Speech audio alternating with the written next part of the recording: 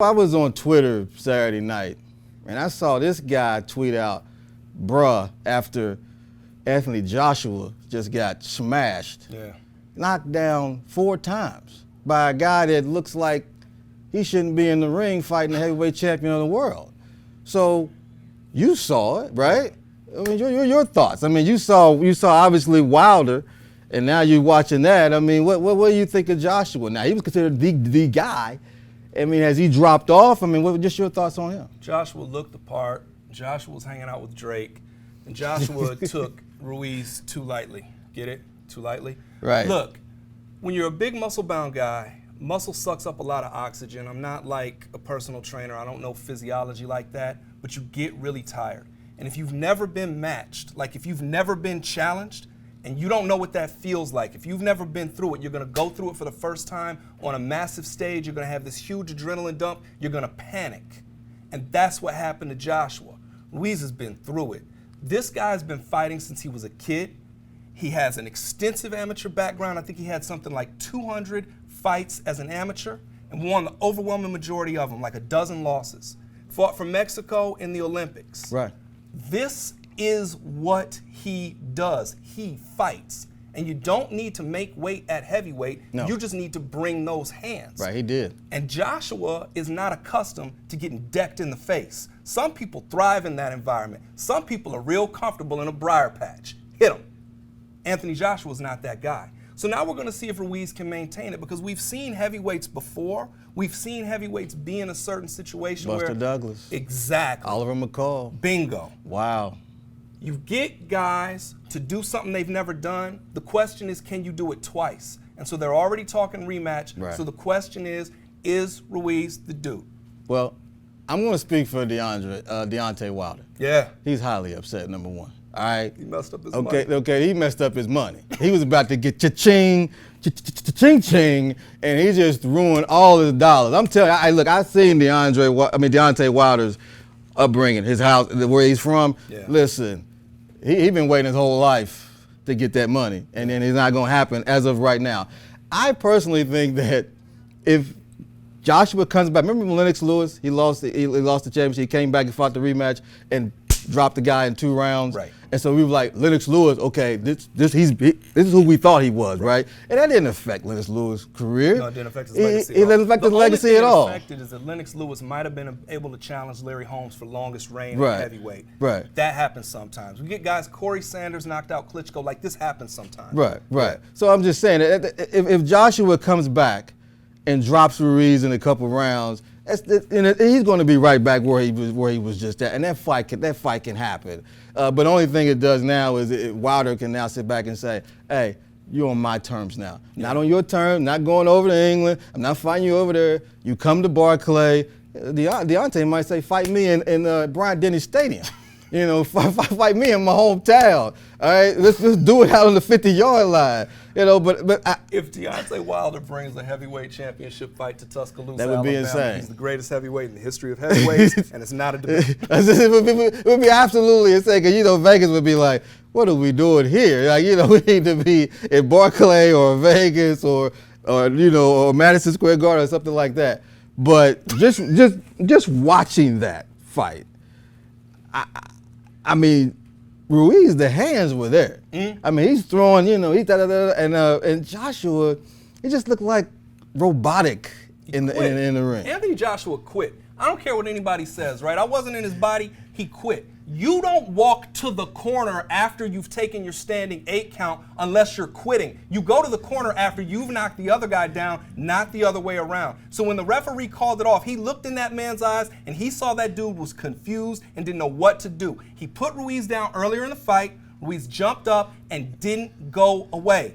Boy, I tell you, you do not want to fight somebody who just won't quit. Woo, that's a dangerous dude. Like, if he just won't give up, like he might be crazy, that's not the guy you want to fight, and that's what Joshua found himself in against for the first time in his career, because he hadn't been matched properly. You got to give guys challenges. You got to see what they're made of on the way up. They didn't do that, and here we are. You think Ruiz can beat Wilder? Oh, hell no. Okay, then.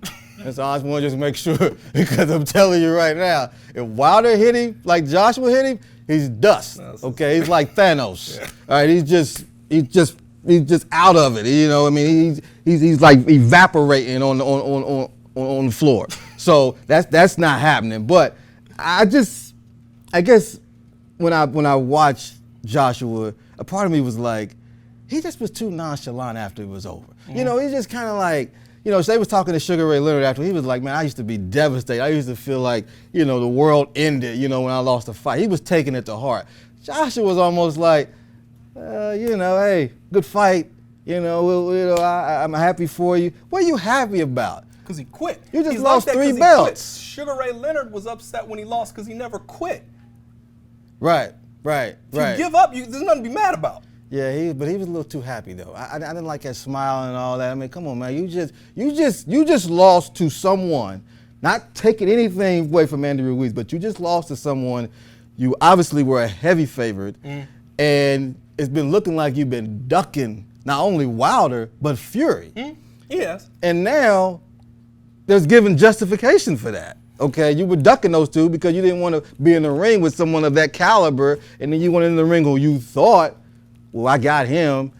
And then he kept saying he respected, and I'm sure Joshua respected Ruiz, but at the same time, Ruiz is not Fury and he's not Wilder. So you've been ducking those two, and then you get in the ring with someone that you're supposed to beat, and then not only do you lose, you got dropped 4 times. We can go back to guys like Sullivan and Primo Carnero. Like, we can go all the way back.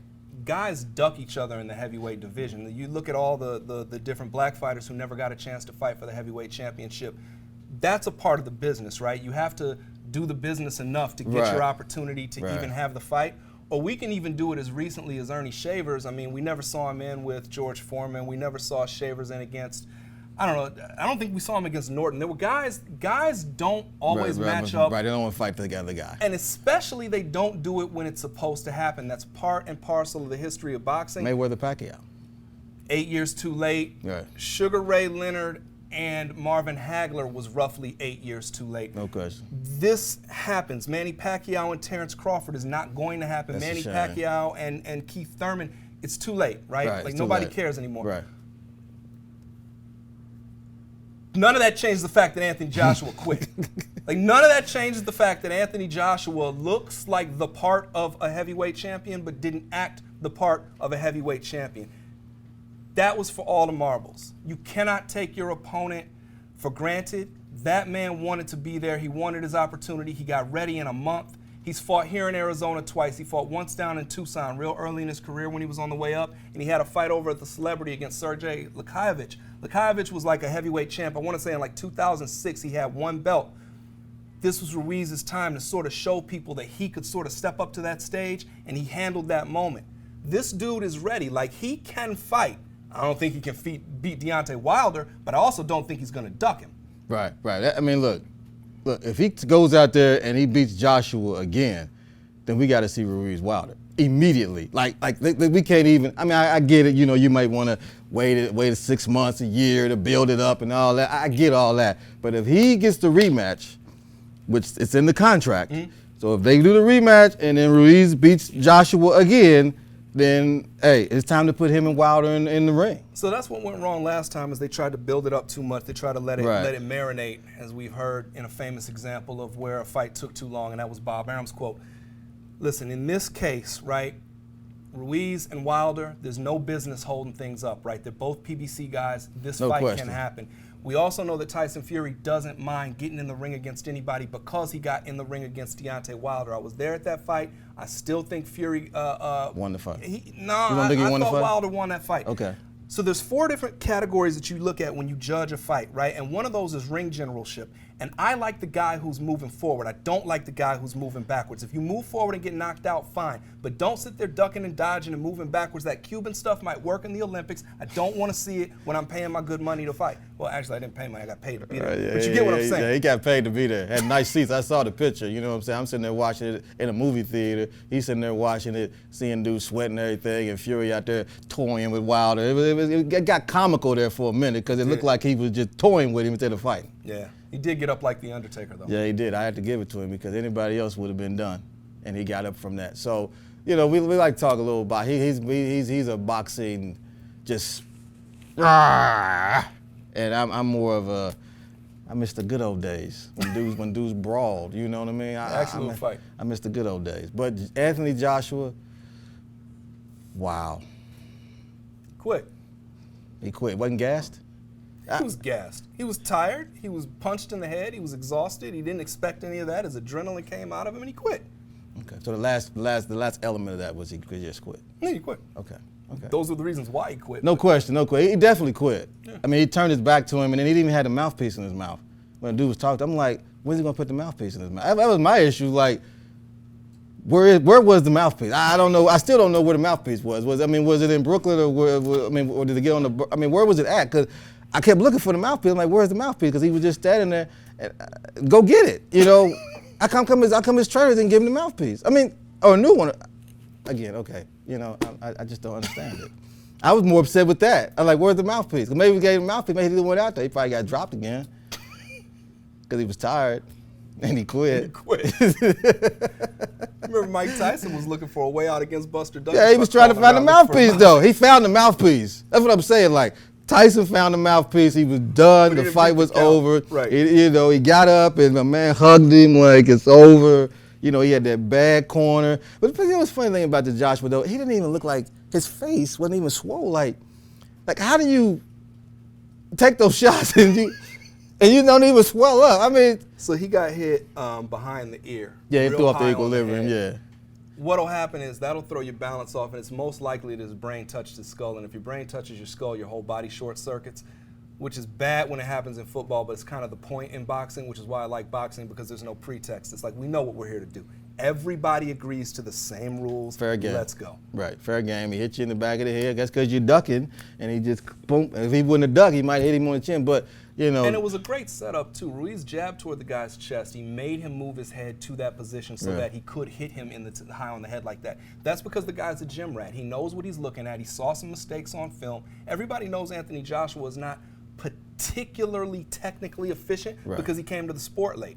Right. He looks amazing, but just not flat on his back. He looks like a bronze Adonis. I just don't understand when you're talking about him.